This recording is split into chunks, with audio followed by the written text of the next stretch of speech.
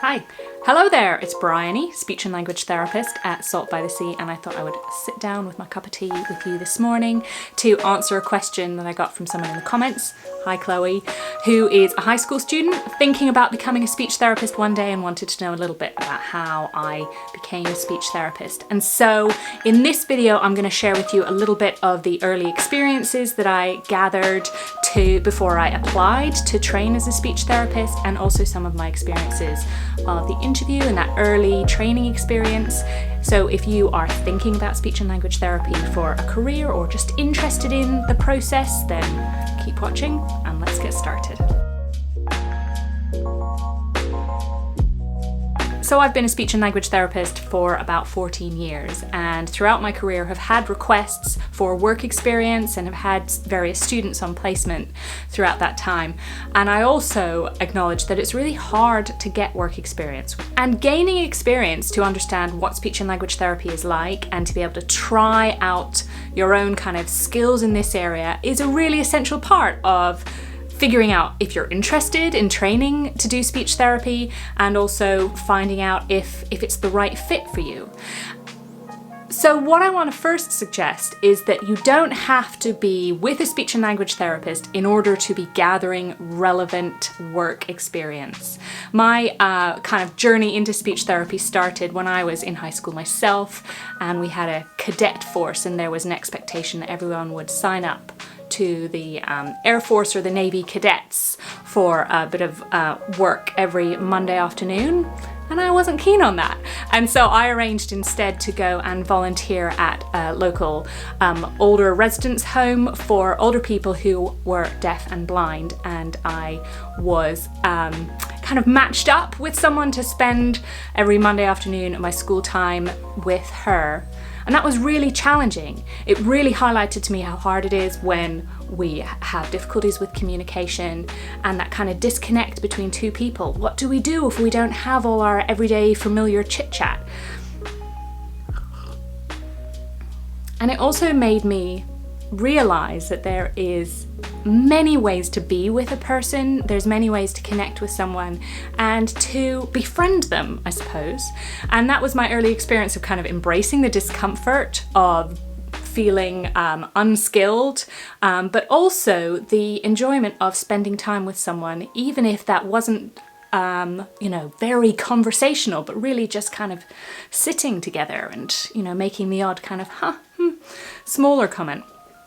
So then when I went and did my undergrad in English language and communication at a university in London, King's, I also volunteered with the aphasia charity Connect, and was again paired up with someone, a lady who had experienced a stroke and had aphasia, and so she was also having communication difficulties. And I used to take the DLR from my student home in Peckham across towards Greenwich to go and visit her every week, and again sit with her in her living room and figure out how do we share time and space and friendship together without having all of our usual standard conversational skills. So those were kind of my early experiences that weren't about spending time with a speech and language therapist, which can be hard to obtain, hard to get, but it was about volunteering and doing something in the field of communication and reflecting on things.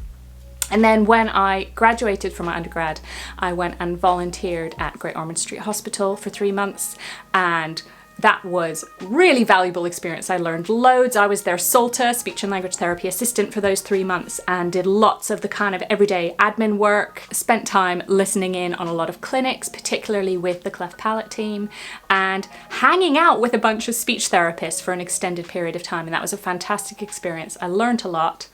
And I also want to acknowledge the privilege that comes with being able to work for 3 months full time and just living on credit cards, just kind of taking on that debt because it was an unpaid position. And I hope that this is something that we're able to talk about more generally when we help the next generation to gain valuable experience and make sure that those experiences are accessible to everyone. It's not realistic for everyone to take 3 months unpaid work, and yet that was also something that really helped me work towards getting my place on a master's course to train as a speech and language therapist. So just to acknowledge that that is a difficult balance that I think we all generally need to speak about. Now, when it comes to experience around applying and considering speech and language therapy, it doesn't just have to be the volunteer work that you consider doing.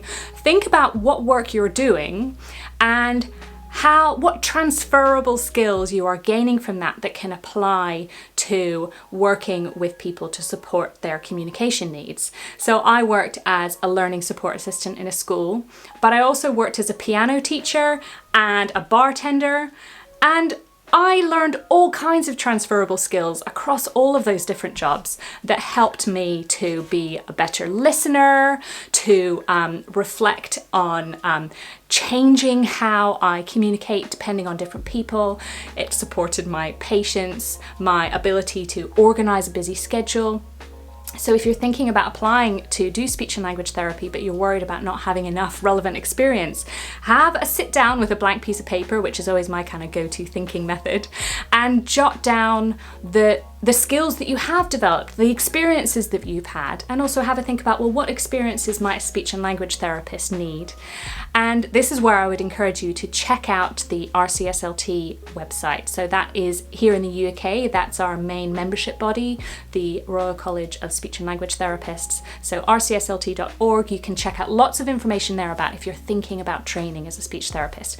And whatever country you're in, there will be an equivalent organisation that will provide information relevant to your country and what the training and registration requirements are. So after all of that paid and unpaid experience and work, I applied to do a master's in speech and language therapy at Reading, and that was scary. I was nervous. There were not many people, not many places on the course, so it felt like it was high pressure.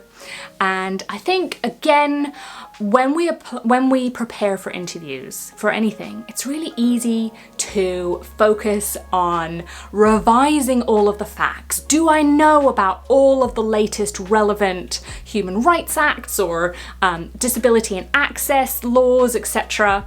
When actually I think that the best way to prepare is to again reflect on your own skills and maybe think about some specific experiences that you've had that are relevant, that you could tell someone about. Because the details of the training that's involved in learning about various different speech, language and communication needs and how we support them comes with your training. You're not required to have Googled everything and learned it all before you apply. But some of those other skills are much harder to teach. Your empathy, your active listening, your compassion, your creativity, your playfulness, bring you to your interview, to your application, and bring those personal stories that demonstrate your skills, your passions. And just to finish this video off, I wrote down, pen and paper always, some of the advice that I would want to give myself when I was just getting started. And these are things that I've reflected on myself or that people have told me along the way that I've really valued. First, believe in the value of your contribution.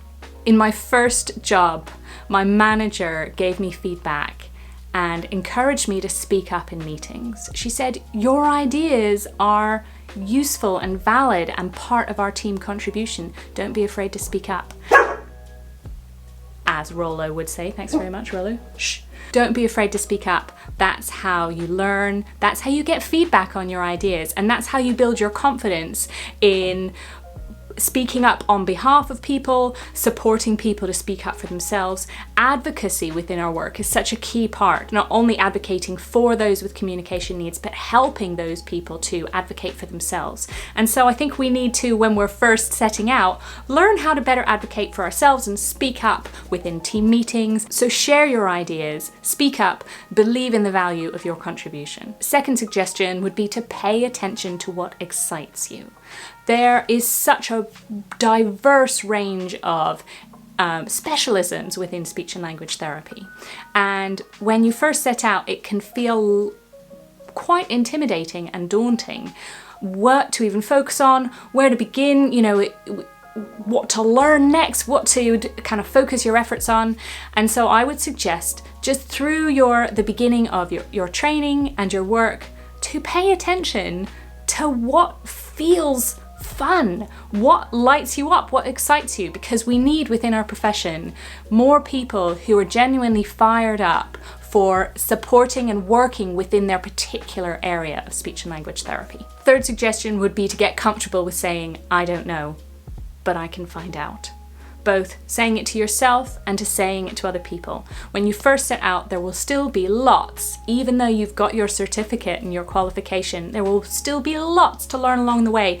This is a profession where ongoing, continuing learning is part of your entire working life. And so I think we really need to get familiar with saying, I don't know, rather than feeling the expectation to answer everything and then kind of dangerously veer into bluffing mode. If you don't know, that's okay. Own it and say, I can find out, because you can. Finally, stay playful, stay curious. I'm so glad that you're interested in the career of speech and language therapy. There is a lot to it. It's really interesting and rewarding. And if you are thinking about considering speech and language therapy, maybe let me know in the comments, because I'd love to find out, and you can connect with others who watch these videos who are also interested in setting off as a speech and language therapist. Meanwhile, remember, you are doing awesome. Keep going. Every tiny step is a step in the right direction. Thanks so much for joining me today. I'll see you next time.